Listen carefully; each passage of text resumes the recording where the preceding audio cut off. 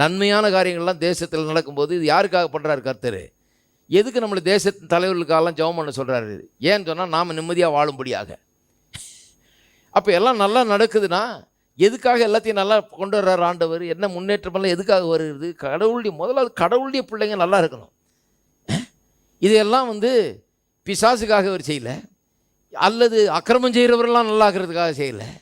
இது கடவுளுடைய பிள்ளைகள்லாம் நன்றாக இருக்கிறதுக்காக தான் நன்மைகள்லாம் உருவாகி கொண்டிருக்கிறது, நன்மையான காரியங்கள்லாம் உண்டாகி கொண்டிருக்கிறது.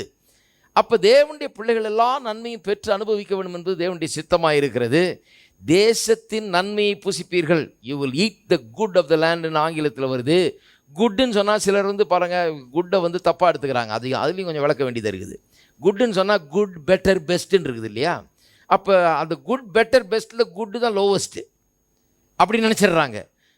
தேசத்தின் நன்மையை புசிப்பீர்கள்னா குட்டுன்னு சொன்னால் அது இருக்கிறதுலையே ரொம்ப கீழ்த்தரமானதுன்னு நினச்சிடக்கூடாது. இல்லை, இது குட் பெட்டர் பெஸ்ட்டு மாதிரி இல்லை. இங்கே குட்டுங்கிறது பெஸ்ட்டுங்கிற அர்த்தத்தில் சொல்லப்பட்டிருக்கிறது. பெரிய வித்தியாசம் இருக்குது. தேசத்தின் நன்மையை புசிப்பீர்கள்ங்கிறத விட தேசத்தின் மிகச்சிறந்ததை நீங்கள் புசிப்பீர்கள். எல்லாம் சொல்லுங்கள், மிகச்சிறந்ததை. தேசத்தின் பெஸ்ட்டு நம்மளுடையது.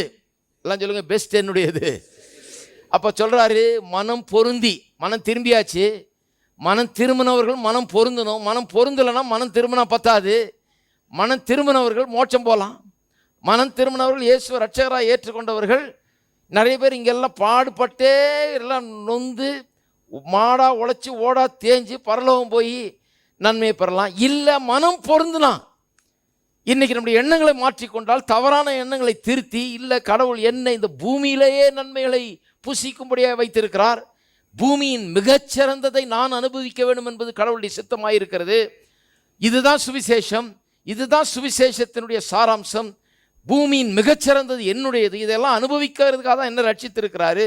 நான் அழிந்து போகாமல், கெட்டு போகாமல், சபிக்கப்பட்டு போகாமல், சாபத்தில் கிடக்காமல் என்னை மீட்டு கொண்டதுடைய காரணம் என்ன?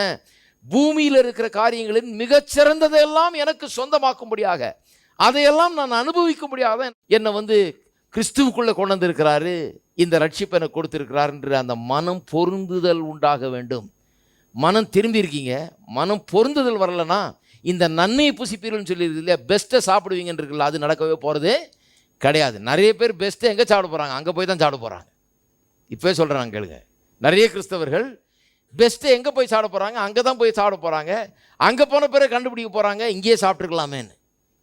அதை போல் ஒரு வெறுப்பு உலகத்துலேயே இருக்காது. அங்கே போன பிறகு சொன்னார்னு வைங்க, அங்கேயே இருந்துச்சு அது, நீ அங்கே சாப்பிடாம இங்கேயே காஞ்சி போய் வந்திருக்க அப்படின்னு கேட்டால் எப்படி இருக்கும் பாருங்கள்.